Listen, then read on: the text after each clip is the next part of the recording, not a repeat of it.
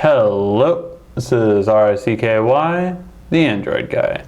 Hey guys, so today I'm doing a review on the new Google Maps app. This is an update that just came out 2 days ago. I wanted to make sure to really learn it before I kind of did a review on it for you guys. And it's already gotten its first update, which is one feedback I immediately sent Google, and that's how to make maps available offline. Alright, so this is the new Google Maps, and it's really designed for exploring. So if you're a person that likes to discover new places, this has gotten a million times better for you.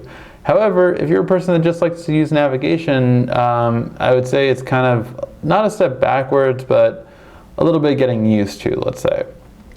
So this is how you use the app. First of all, your search bar is right up here at the top. So if you want to search anything, you can search anything on here. Places you visit, and any place you really want to.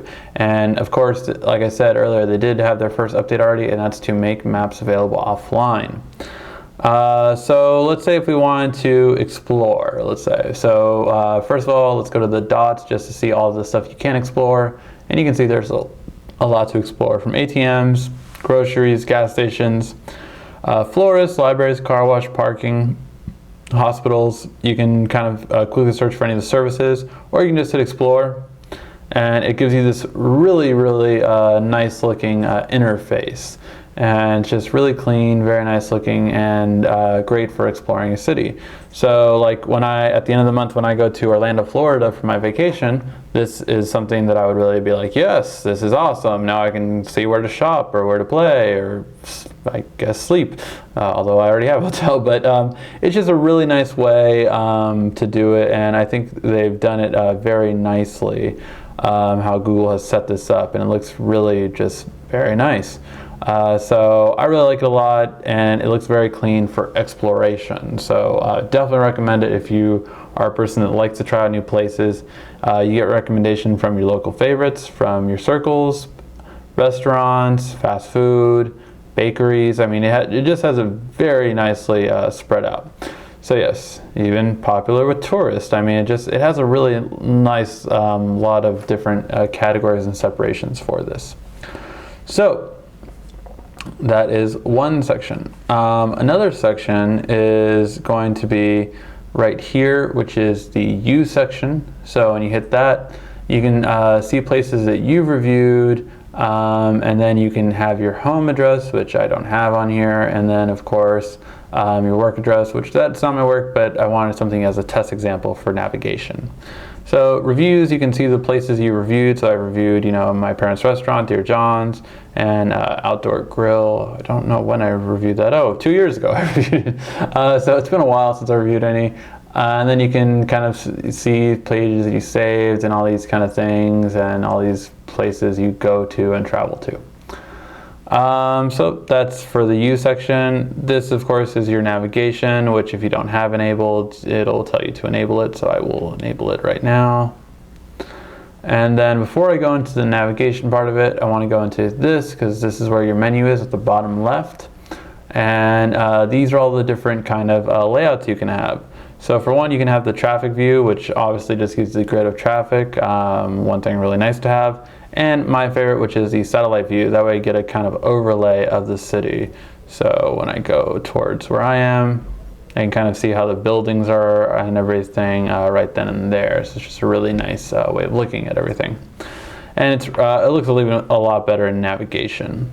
Now under the settings function, not too much here. This is where you can edit your home and work.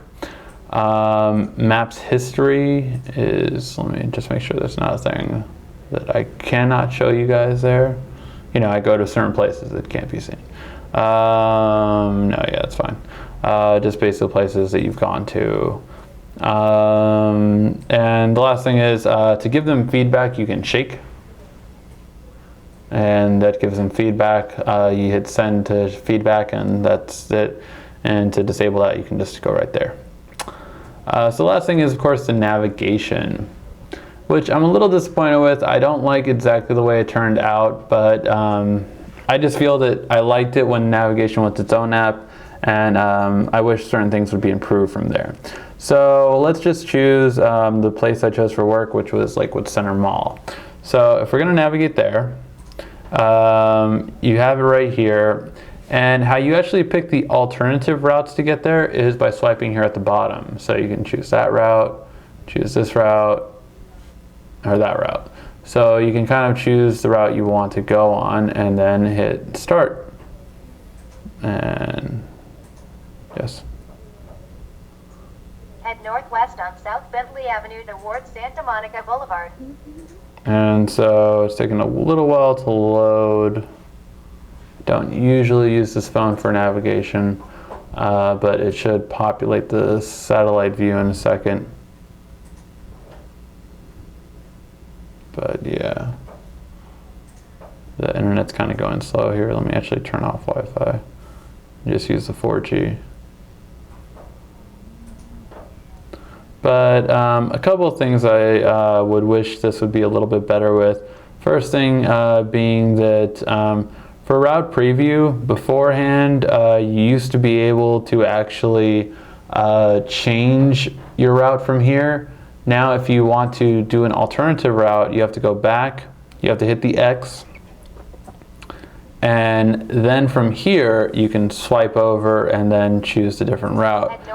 But that's pretty much the only way to be able to do that. Oh, damn it, don't want to turn on Wi-Fi.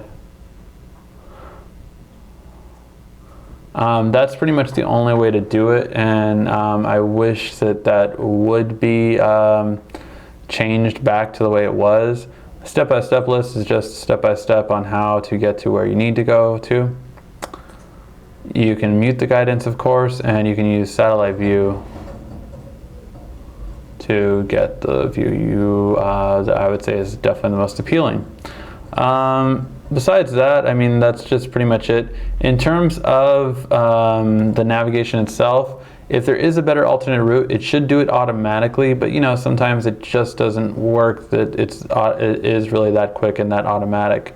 So that's why I like the manual option that I was able to have before and I do not have anymore. So yeah. Alright guys, it's been a quick review of the new Google Maps. Oh, actually one more thing, and that is if you ever want to save a map offline, I noticed it has to be smaller than it used to be actually too. So say if I wanted to save this map offline, all that I would do is actually hit the search bar, scroll all the way up, and hit make this map available offline. And now this is saved offline. It's just that simple.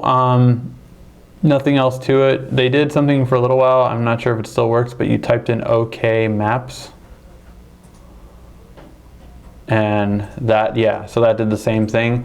When I emailed them, I'm like, look, the general public's never going to get that. That's just not practical. So they had changed it. I'm sure a lot of people complained about it, so it has been changed already. All right, guys, if you have any other questions about Google Maps, feel free to ask. This has been RICKY, the Android Guy.